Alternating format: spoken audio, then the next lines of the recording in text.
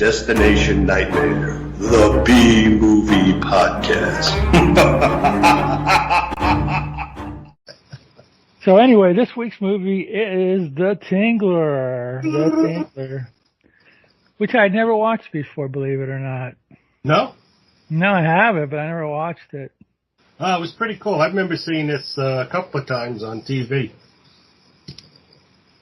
Yeah, I'm sure I recorded it. But, you know, Will & Council movies are kind of like, this one wasn't as bad as a Scream Fest as, what was the one before this, House on Haunted Hill or whatever, but, this is a weird movie, man. It's almost like a movie made around a gimmick. Yeah. You know? Yeah. Not that his movies didn't always have gimmicks, but this movie specifically was based on this gimmick. And like I said, I'd never watched it before. I could imagine being in the theater, with what happened at the end, and you know, getting people all riled up or whatever. But we'll get there when we get there. I think House on Haunted Hill is his most famous movie. Yeah, that one I've seen since I was a kid. Yeah. I remember Mr. Sardonicus, the guy with the man with that horrible grin or whatever on his face. I remember that. Yeah. I remember House on Haunted Hill. There was other ones, I think. What was the other ones that I remember? You did Macabre? Was that it? I never saw that. Yeah, that's another one. Homicidal, which I never saw. But there was another one called, I think he was involved with I Saw What You Did or something like that, about some guy who murders his wife and two girls are just screwing around on the phone, messing with people, and they actually call him after the murder and they say, I saw what you did. And like the guy trying to track him down to kill him. I did see that one. Right. He did 13 Ghosts. Never saw. Yes, I did see that. Yeah, I did see that. Homicidal. Homicidal, yeah. Zotz, which I saw. I never saw.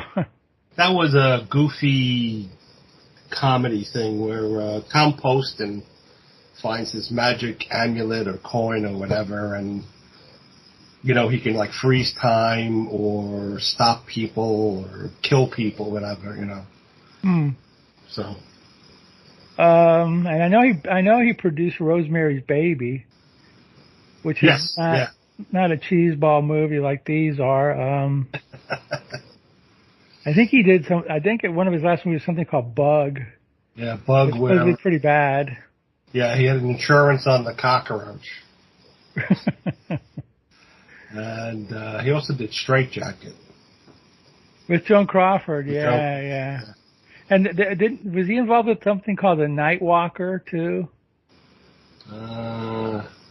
With Barbara Stanwyck? I don't know. I don't see anything on his page. I thought he was involved with The Night Walker.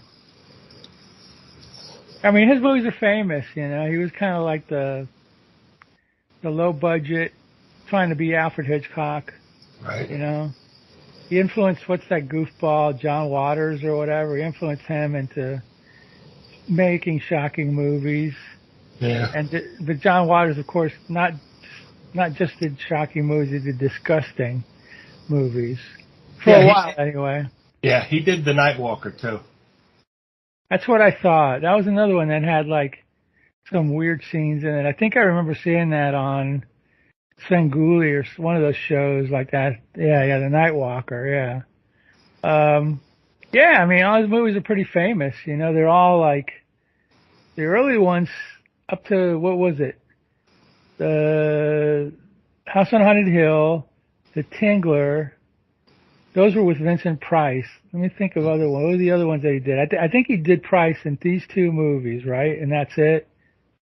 Yeah. I'm pretty sure about that. I don't think Price went. Yeah, he only did those two films with Castle. And then Price then went on to work with Corman. Corman, yeah.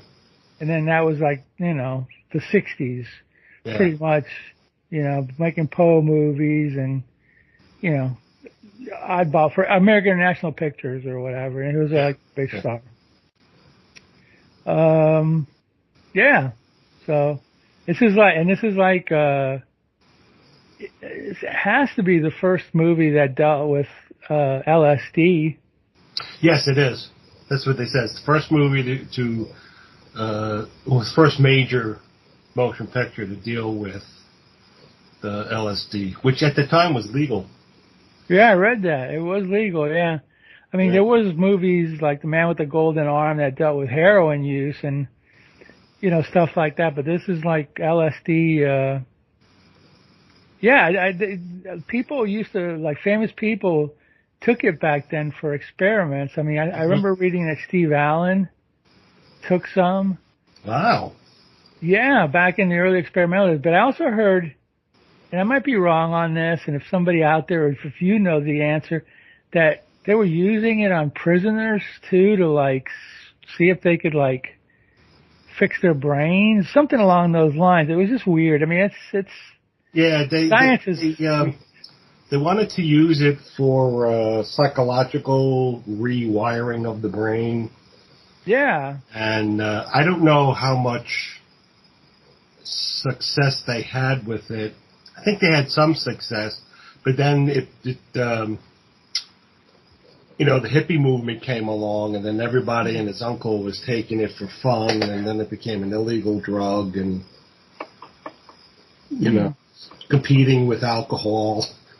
Well, it screwed up a couple of famous musicians, Syd Barrett and Brian Wilson. Yeah. And a few others too. Those are the main ones that I can remember. So, I don't know. It's not legal now, is it? I mean, I don't think it is. No, I don't think it is. But people talk about doing things like microdosing. I don't know what that is, but that's I think it's THC with marijuana or cannabis. Oh, is it? Okay. Yeah, because some places are, CBD stuff is big with, and it really works with helping with pain and stuff and sleep. What's CBD? There's two components in marijuana. One is THC. Which is the druggy part, right? Yeah, the druggy, get you high stuff. The other one's CBD, which is like it's a relaxant and a pain reliever. Oh, okay. And stuff. And then, my chiropractor gave me some that the sports people use, and it really works with calming down pain and loosening up. Oh, yeah. Okay. And I've taken stuff to help me sleep. It can get expensive, so now I switched to melatonin, which works just as good. Really? Because melatonin doesn't work. My mom's insomniac. It's like, it does nothing. Yeah. I guess it depends on your system or whatever. I take melatonin sometimes. Yeah. But it gives me drowsy for a little while, and then I just wake up. Yeah, well, I have to sort of find out when you start to get drowsy, and then you like how long between taking it and when you get drowsy, so you can kind of take it that length of time before you go to bed. Like for me, it takes about 2 hours, so I go to bed around 10, so I try to take it about 8 o'clock. And then it helps me fall asleep. I don't always stay asleep. No. And then sometimes if I'm have insomnia, doesn't touch it. But when I've been scared, I've never had the Tingler inside of me. No, me neither. I've never felt that tingle in my spine. It's like the Tingler's it's like a lobster or something. It's like. I think the guy who wrote the story, what was his name? Robb White. He was in like the Virgin Islands or something. They came up with came upon this giant centipede, which they have down there. And that's a Tingler. Yeah, that's what the Tingler looks like. That guy Robb White, if I read correctly, I think he experimented with LSD, and that's part of the storyline or whatever. Yeah, that's a weird story, and most of the people, not everybody, but most of the people in this movie are jerks. Yeah, I mean. Anyway, it starts off with what? William Castle warning you about You know, Tingler.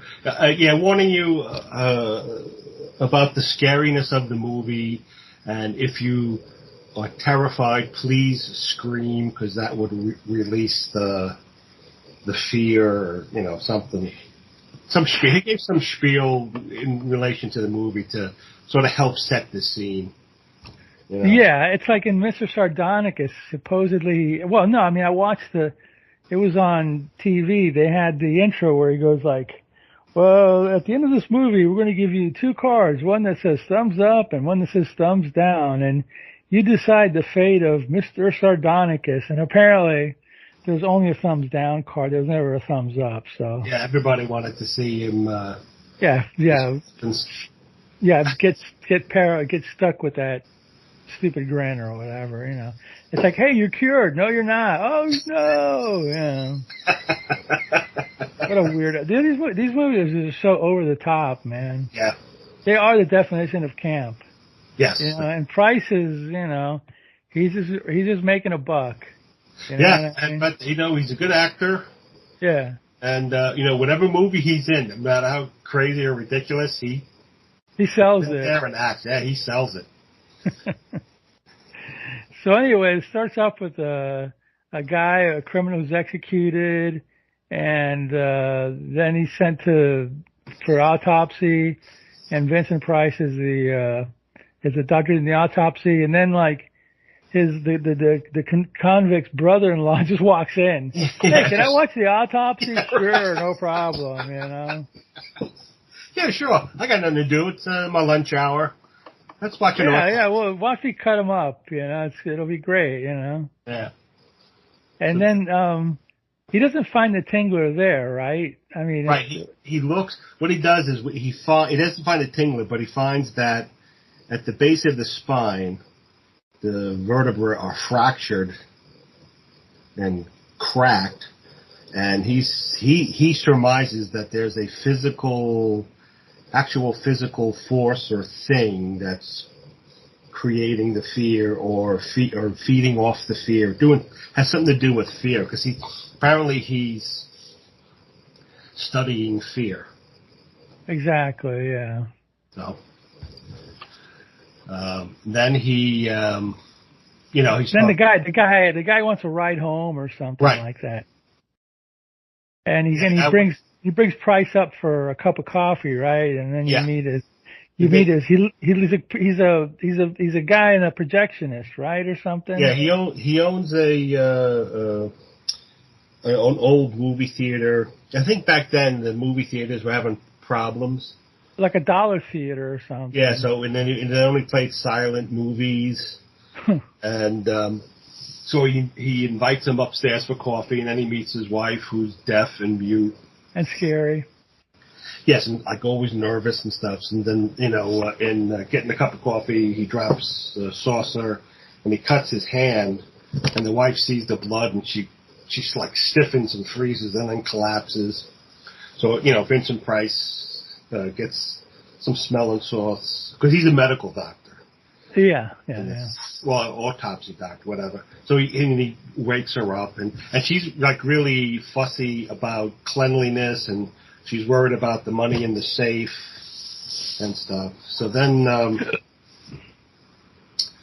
and this during the autopsy, that's when Vincent Price is talking about the physical thing, and then it's the bald guy who's who owns the movie theater. He says, "Oh, you mean that tingle in your spine?" And then Vincent Price goes, "Oh, that's a good name for it, the Tingler."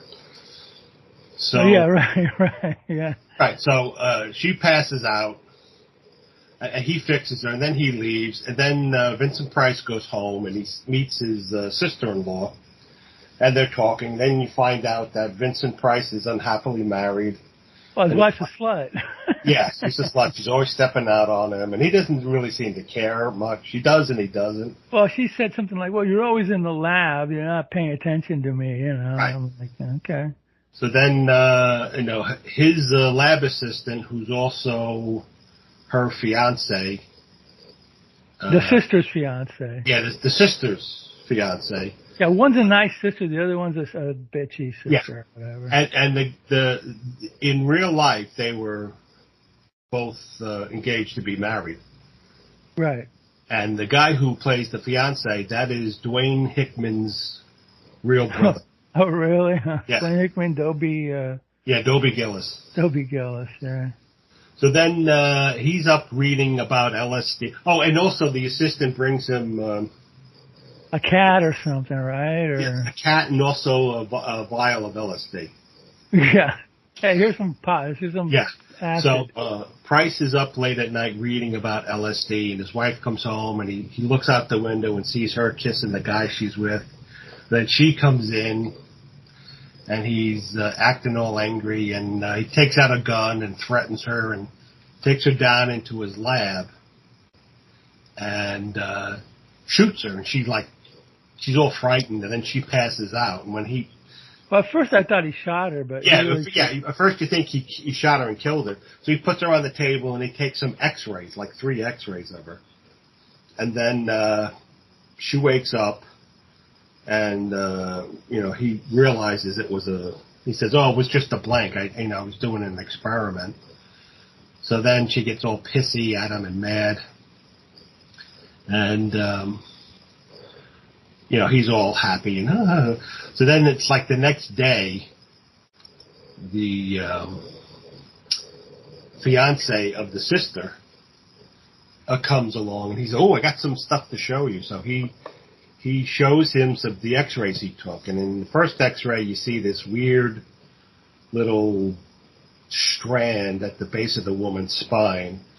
And then in the first X-ray, second X-ray, it's bigger, and in the third X-ray, it's even bigger. So he says, there's something there, so that when people get frightened, they, there's something in there that grows, and it feeds off the fear, and then it stops when you scream. So they're all like, "Oh, that's interesting. What's going on?" So then he goes in and locks the door and takes LSD.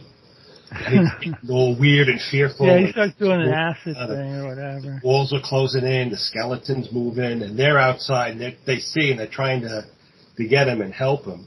And then, Vincent Price is sort of getting paralyzed, and suddenly he's like, I mustn't scream, because he's trying to make this thing grow in him, I guess. I don't know. So he ends up screaming. And that's, the fiance and the sister-in-law, they come in, they help him up, and he goes, "Oh, I screamed, didn't I? Oh." So then he goes back to I don't know, did he get a phone? Oh, he gets a phone call, and he says that his wife, the movie theater guy, gives him a phone call, says, "My wife is, she can't sleep. She's all weirded out and stuff, and is there anything you can do?" So Vincent Price goes over to look at her, and he gives her a sedative of, something, I don't know. And then does he shoot her with acid or no? No, that's what I thought at first, but no, I think he just gives her a sedative to help her sleep. And then, in the meantime, the husband supposedly goes and gets a beer and stuff. So what actually happens is, she wakes up from the shot, and suddenly the window closes by itself, and then the rocking chair starts moving. Yeah, because you think at this point that he gave her acid, and she's having a bad trip or something. Yeah, exactly. So that's what you're thinking. So then, she's looking at things, and like there's a weird hand that throws an axe at her. There's she goes into the bathroom, and this is a black and white movie, but there were 2 scenes with this color. She runs to the bathroom, and then she looks in the sink, and you see it's pouring out red blood. And then she looks at the bathtub, and the bathtub is full of red blood. And then this hand comes out of it, and then she. There was another scene where she sees this body on a bed. Getting up. Yeah. She lifts it up, and it's a weird guy with a sort of mutilated face and a knife, and he comes running after her. That's why she runs out of the bedroom and into the bathroom, and that's where you see all that stuff. So then she suddenly collapses, and she dies.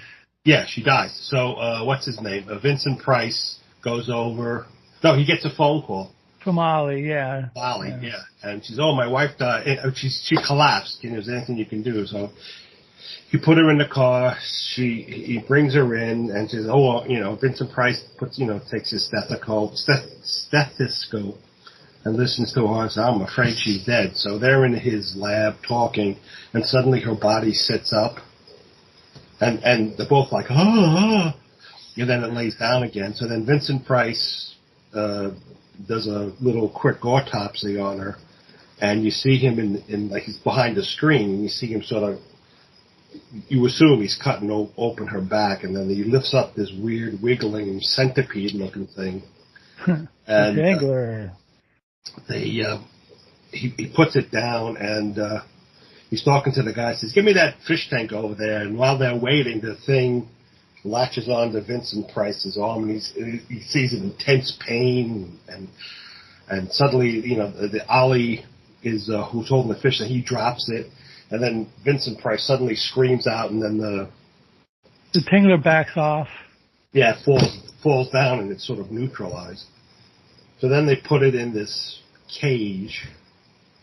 It looks like it's a long box with a lid, and it's got like a straight front.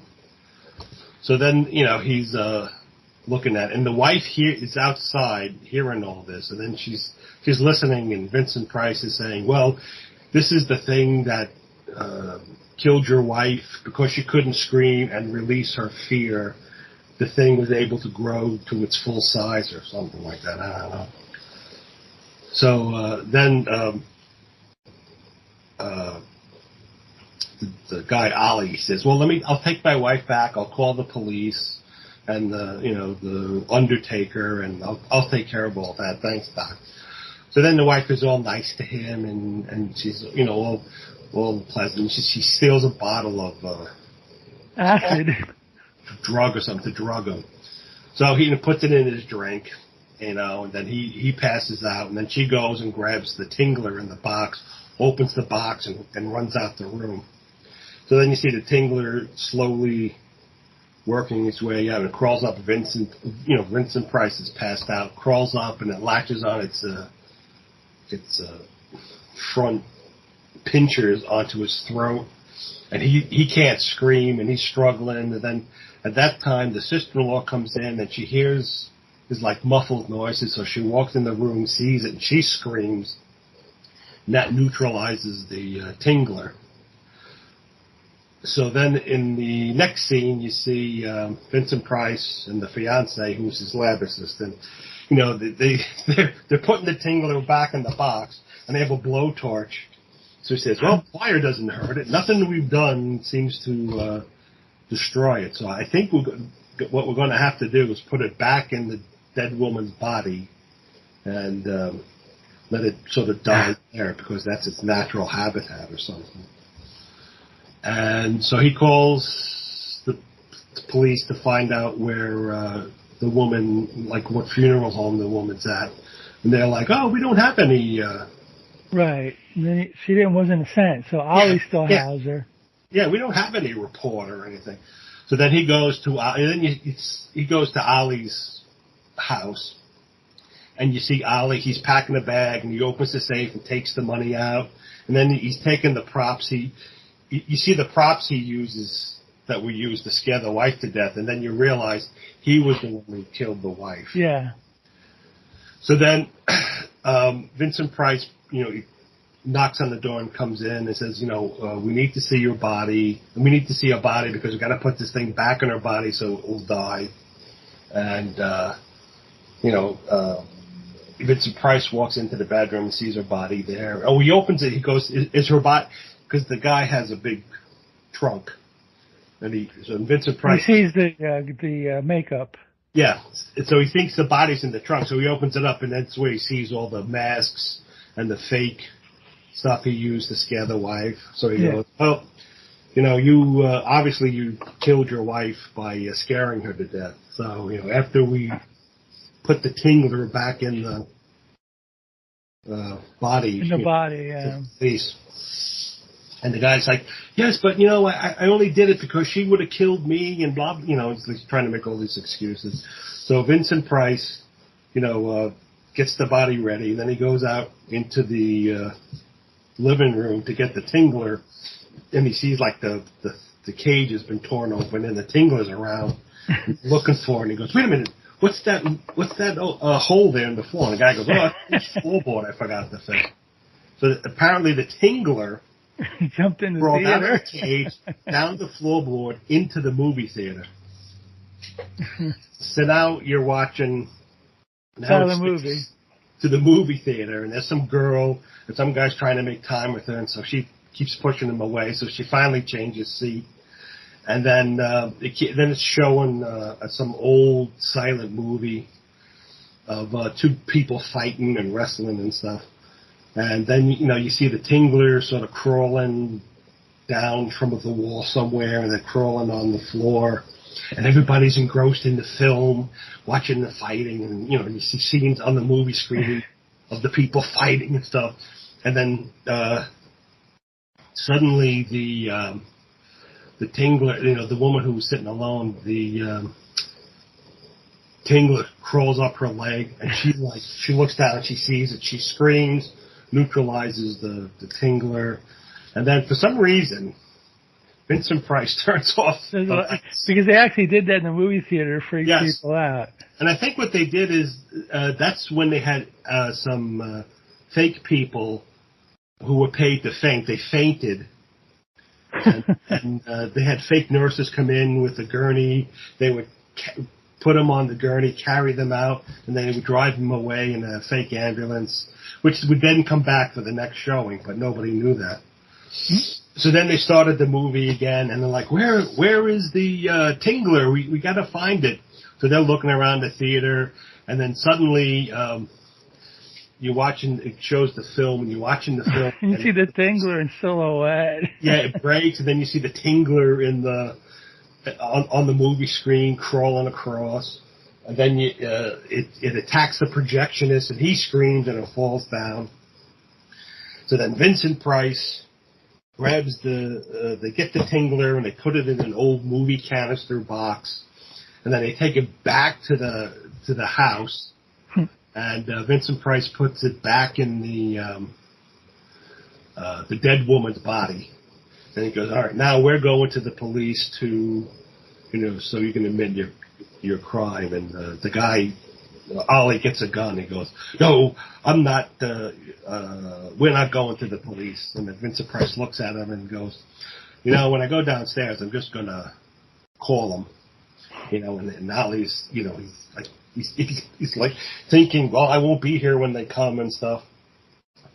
So then Vincent Price leaves, and you see Ollie there, and he closes he's standing there watching Vincent Price leave, and suddenly the window closes, and then you see the rocker moving, and he by itself, and he's like looking all perplexed, and then the door slams shut.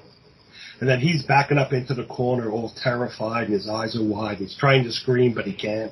Mm-hmm. Then suddenly the body of his wife rises up, and then the sheet falls off her, and then she turns and looks at him, and then you see him, his face, and he's like trying to scream, but he can't. He's got like a silent scream going. And then it's something like, what happens at the end? And the screen goes black. And yes. Then you hear the Vincent Price go, ladies and gentlemen, just a word of warning. If any of you are not convinced that you have a Tingler of your own, the next time you're frightened in the dark, don't scream. Oh my God. It was a fun movie. It was fun. It was just like the plot just got bizarre, I mean, it's like, Vincent Price is like almost like equally as guilty as the murder, but he seems to be getting away with it or whatever, from Ollie or whatever. And Oh God, I don't know. It's just one of these movies that went out of control. Yeah. But it's fun. Yeah. Yeah, it's a lot of fun. Even without the gimmick, it worked really well. And it had like no fat on it, so it was like an hour and 20 minutes, yeah. 20 minutes, which is good. So, and it's got Vincent Price. I mean, you can't fault the movie for that. Yeah, no, I mean he had already, like, since House of Wax, he had already decided, okay, I'm going to be the horror guy. Yeah. I'm younger than Karloff and all those guys, so I can play, the bad guy, the monster and he did for at least, through the early 70s, Yeah, I think he was, the early 70s and even into the 80s, I think, right? He did make movies, but I mean, as far as being in his prime, at least till like 74, 75, maybe Madhouse was one of the last ones that he was strong in or whatever. He did so much TV. Yeah. He was always on Johnny Carson or TV shows or the Brady Bunch or, he did like more legit movies like The Whales of August and, things like that and, little bits in Tim Burton movies. Yeah, I think that was his last movie, Edward Scissorhands. I think so. It was either his last or one of the last ones he did, yeah. Tim Burton also did like a short movie called Vincent. It was animated about a kid who likes Vincent Price, so, he had... Right. I mean, Burton's, almost his best movies were the ones that were involved with Vincent Price and Ed Wood. Yes. Yeah. There were other good ones, but man, that Dark Shadows was crap. And that stunk. The Charlie and the Chocolate Factory, I didn't see it. I didn't even bother with it. No interest. And I don't know what he's doing now, but I mean, it's just like, it's too bad. He was really good for a while, but he just kind of got, Yeah, there are some people, directors and actors and stuff, when they start out, they're really good and funny or great and stuff. Then they get really big, and they don't get, like, other people sort of editing them or telling them no or do this or, tone it down or whatever. Maybe that's it. So I think, like, he had a... sometimes, like Jerry Lewis is another one. When he was, he had a really strong director who would, like, rein him in a bit. Frank Tashlin, yeah. Yeah, he was funny, but when he started to do his own stuff, and like out of control, he was out of control. It was just pandemonium, and a lot of the humor just was lost. Yeah, I mean, Burton did. He might be working on something now. I don't know, but he did. Edward Scissorhands might have. Well, Ed Wood might have been the last good one he did. That's from my opinion. Other people may like other movies, like Sleepy Hollow, maybe. I don't know. I never saw it. Or Sleepy Hollow was all right, but it lacked something. Nightmare Before Christmas was a big deal. That was a good one. That was good. So maybe he. And of course the Batman. And of course the Batman movies. That he was an unlikely choice to direct them, but he made them into big hits, so who's gonna argue against it? You know what I mean? The first Batman movie. Yeah, he did the first two. Yeah, see, it was the first two were okay, and Michael Keaton was a good Batman, but it just lacked something. It wasn't like it was a little too gothic. You know what I mean? It lacked the superhero. And it was more about, a guy in a... I mean, before that movie came out, Batman wasn't in he was an Iron Man. Right. He wore, like, spandex or whatever, and he fought crime, Yeah. Now it became an iron suit and, all this gothic thingamajiggery everywhere. And, I mean, it looked cool, and it wasn't a bad movie. I mean, whatever, I mean, I remember the time I was working at a comic shop. It basically, like, revived the comic industry. It brought in so much money. People were buying so much, so many Batman books or whatever. I mean, and then after that died down, the Marvel movies, and then that's like the end of comic books. But that's for another podcast. Yeah, exactly. Yeah. Yeah, we could probably go on for hours. Yeah, that's a whole different, some other people talk about that, but, but those Batman movies were huge. They were just as big as the Marvel movies. Like the first 3 or 4 of them, even though the one with George Clooney wasn't that good, and the one with Val Kilmer wasn't that good either. Yeah, that's I remember watching part of it, and then he's driving the Batmobile down a dead end alley, and he shoots some Batamarang or something out of the car, and it lifts the front of the car up, and he's driving up the side of a building. And I'm like, what the hell is that? I mean, they did get campier. Yeah, in the spirit of the early show, but not as much fun. I don't think. And everybody can do camp very well. William Castle could do camp. Yes, he could. Vincent Price obviously do camp. Yes. And then I think they did the trilogy of Dark Knight movies with directed by Christopher Nolan and the actor from American Psycho.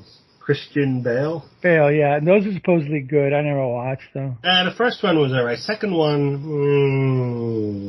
I don't know. Kind of lost momentum for me. Yeah. Yeah, but at any rate, Tim Burton was an interesting choice for Batman. It was controversial. Michael Keaton was, at the time, was a controversial pick, but he did okay. Yeah, he did good. He's known as a comedian. Yeah. But he was anyway, not anymore. A lot of comedians are really good dramatic actors. It seems like it. Yeah. But at any rate, back to the movie. Back to the Tingler or whatever. Yeah, Price, God, what did he do after this? I'm trying to see if let me see if I can find his film. Did he go from this to the Edgar Allan Poe movies? I mean, this was what, 59 or something like that, the Tingler? Yeah, 59.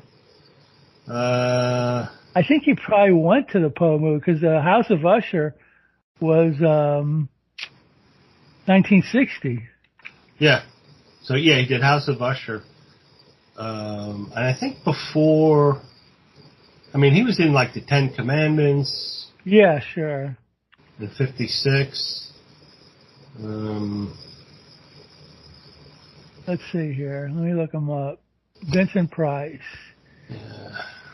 He started working for AIP exclusively for at least 6 years or 5 years or whatever, doing all the Poe stuff and Dr. Goldfoot and the Bikini Machine and all this stuff and TV shows all the time. And in 56, he did Serenade, While the City Sleeps, Vagabond King, 10 Commandments. 57, he was in the Story of Mankind, where he played another biblical. Yeah, 58 he did The Fly. So The Fly was before this, and then he did Return of the Fly also. And then 59 it was House on Haunted Hill, Return of the Fly, Big Circus, Tingler, and The Bat. Oh, The Bat, that's right. Yeah, I forgot about that one. The Bat, yeah. And in 60, House of Usher, 60 was all Roger Corman. Well, Nefertiti, King of the Nile. So in 58 he did The Fly, House on Haunted Hill, and Return of the Fly. Wow, so he did that one. Confessions. In 60 he did House of Usher, Master of the World, and The Pet and the Pendulum. Wow, that's incredible. 3 movies. 62 was Tales of Terror, Tower of London. Nefertiti, Queen of the Nile. That was one of those peplum. It wasn't a Hercules movie, but it was in one of those Roman Greek things. Right. Yeah. Everybody's running around in short skirts and sandals. Something like that, yeah. But if you look at from 62, he did a non-AIP, but Tales of Terror AIP, Tower of London AIP.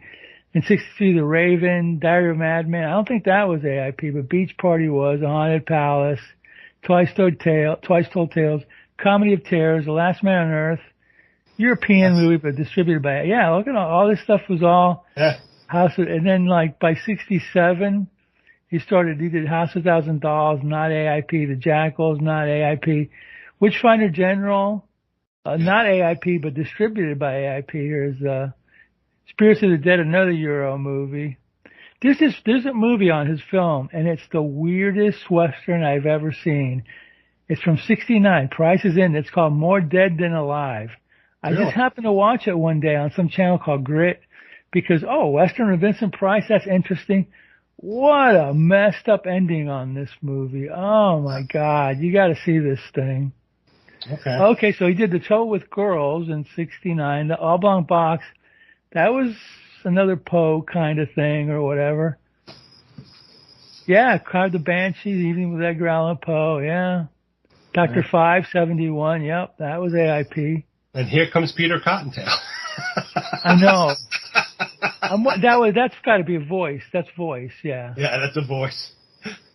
Yeah, because he had a great voice. Yes, he did. A perfect voice for...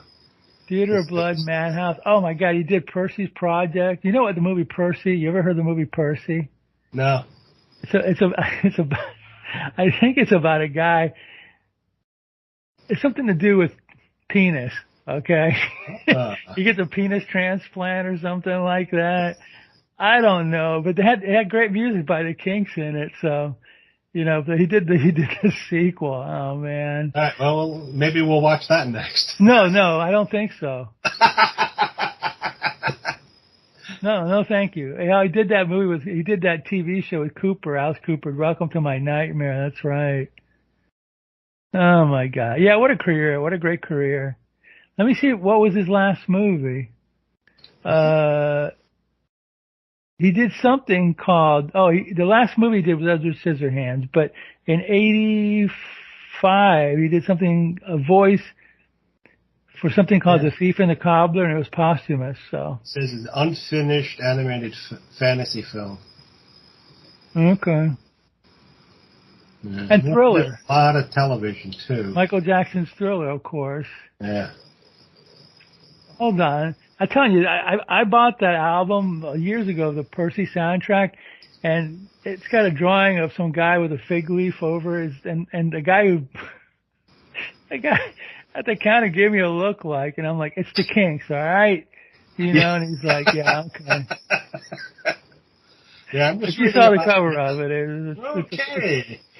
It's a very good record, though. The Kinks were great back then. I'm trying to find the Percy, 1967, I think it was. There's another movie called Percy. Percy, it says 1971. Is it 71? Really? 71 British comedy film directed by Ralph Thomas. The film was based on a '69 novel of the same name, featuring soundtrack by the Kinks. Yeah, that's it. Now, what was the plot of this stupid movie? Because I've never watched it. Edwin becomes the first recipient of the world's first penis transplant recipient, and receives a very large penis. Apparently, is that what it's about?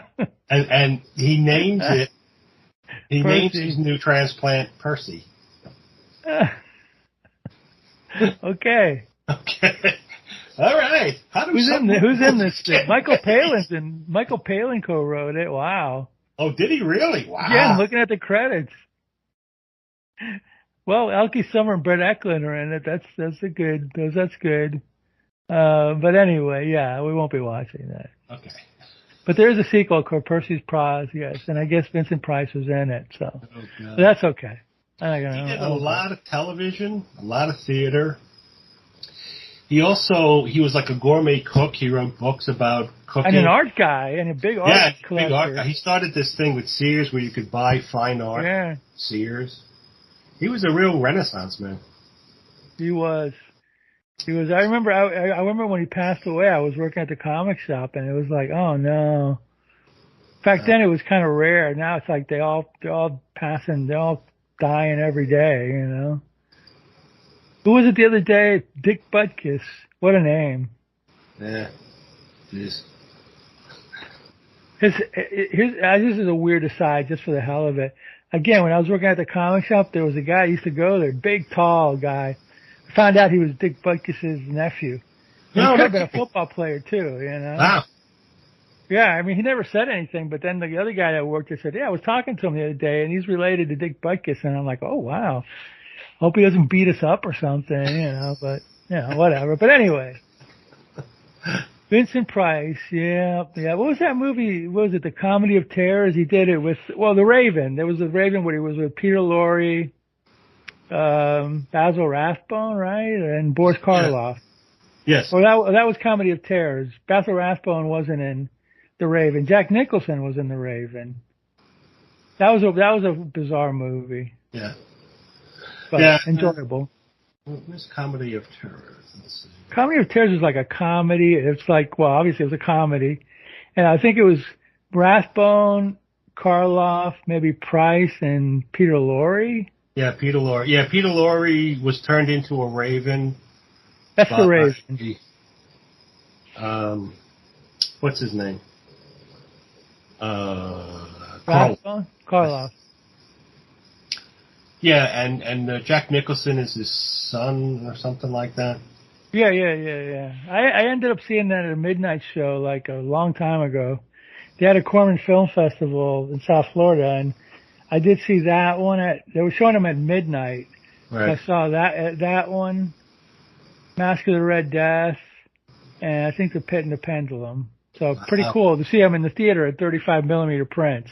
That's cool. So, yeah, it was, you're talking like 1991 or something, so it was a long time ago, but it was nice to see them. But, oh, that's cool. Yeah, definitely. So anyway, yeah, the Tingler. I think this might be the first William Castle movie I ever did in a podcast. I don't think I ever did any on Slow Robots, so that's kind of oh, that's cool. That's kind of interesting. Yeah. I can't watch House on Haunted Hill because it's like there's too much screaming going on in that movie. It gets annoying after a while. Yeah. You know, but there's other ones that we can do for Vincent Price or whatever. So.